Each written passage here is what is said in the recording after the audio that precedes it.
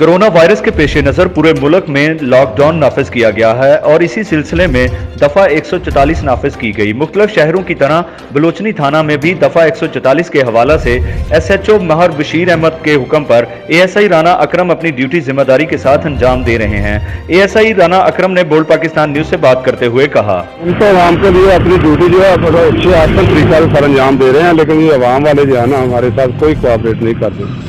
जिन्हें रोकते को कहता है मेरी फलाम मरग हो गई, उधर जा रहा हूँ, को कहता है कि मैं बीमारी के लिए दुआ लेने जा रहा हूँ, लेकिन कोई भी आदमी जो है ना वो हमारे साथ कोऑपरेट नहीं कर रहा। हम इनके लिए दुआ करते कि अल्लाह ताला इन्हें हिदायत दे और अपनी फैमिली और अपने सेहत के लिए कुछ ख्याल रखें।